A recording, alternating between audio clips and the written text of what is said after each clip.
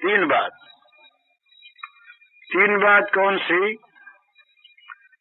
अपने मन से जगत को निकाल देना, एक बात। दूसरी बात, भगवान को देने के लिए मन को तैयार कर देना, उनसे कहना कि ले जाओ। और तीसरी बात, किसी भी कारण से, किसी भी हेतु को लेकर कहीं पर भी अटकने की भावना न करना। अटके नहीं, भगवान को मन देने के लिए तैयार कर ले और मन को जगत से खाली कर ले। जहाँ तक मन में हमारे विषय भरे हैं, जहाँ तक विषयों को निकाल करके भी अगर हम ज्ञान विज्ञान की ओर जाते हैं तो भगवान को देना नहीं चाहते मन, वहाँ भी भगवान नहीं लेते, गृहित नहीं को भगवान नहीं लेते।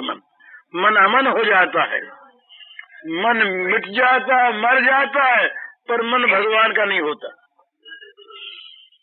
और तीसरी बात जो सबके लिए आवश्यक है, अटकना।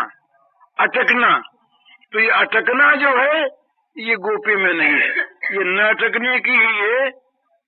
सारी की सारी समय की ये जो बात है कहीं अटकी नहीं, न गहने ने अटकाया, न कपड़े ने अटकाया, न भोजन ने अटकाया, न घर वालों ने अटकाया, और एक को अटकाया वो पहले पहुंच गई, आगे आ जाती है।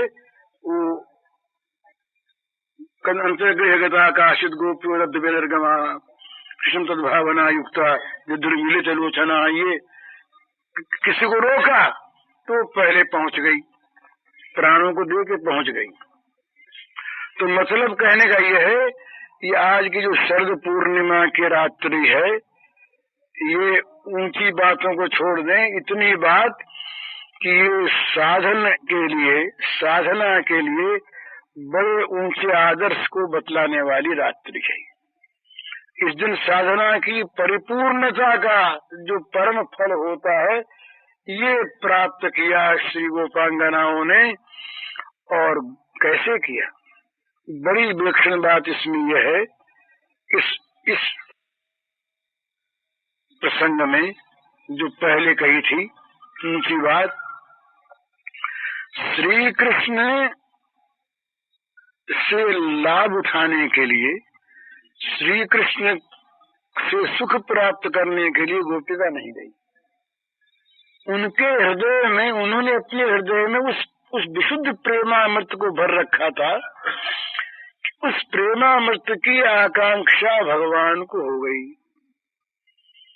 उन निष्काम में, परम अकाम में, पूर्ण काम में उस पवित्र मधुर प्रेम रसास्वादन की इच्छा उत्पन्न हो गई। तो भगवान को सुख देने गई, सुख लेने नहीं। ये सार है, ये सार है। जहाँ तक हम भगवान के द्वारा सुख चाहते हैं वहाँ तक हम भगवान के भक्त नहीं हैं, हम भोगों के दास हैं, सुख के दास हैं। और जहाँ हम भगवान को सुख देना चाहते हैं, एक प्रेमी जगत में ऐसा कोई है नहीं। बड़े बड़े भक्त भी भगवान से सुख चाहते हैं, भाई समीप ही रहे हम आपके लोक को प्राप्त कर लें, सारूप सामीप्य सारस्वी सारूप्य प्राप्त कर लें, दर्शन दे दो हमको।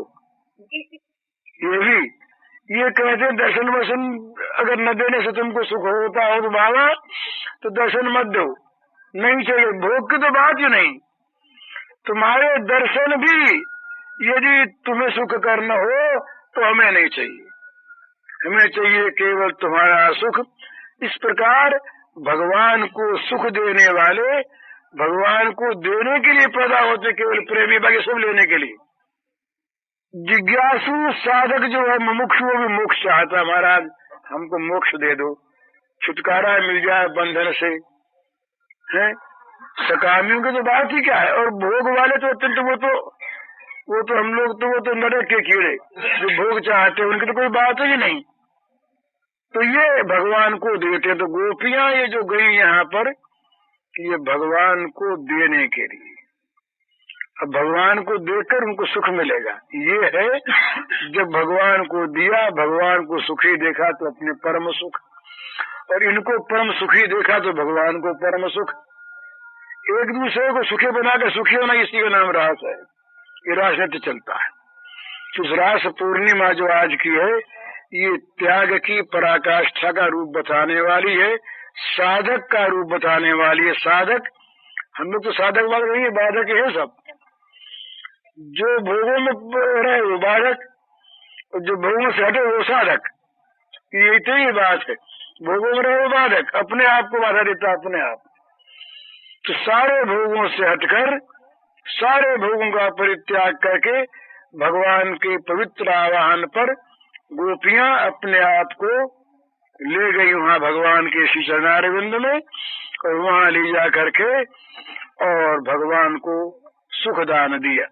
सुखदान दिया, ये रास का स्वरूप। यूं तो रास की बड़ी बड़ी, बहुत बड़ी बड़ी रास की ऐसी ऐसी बातें हैं जो बातें कभी चुकती ही नहीं, और जिनमें ये तो ऐसा भाव आज हुआ है जो केवल कहा जा सकता है वैसा भाव है।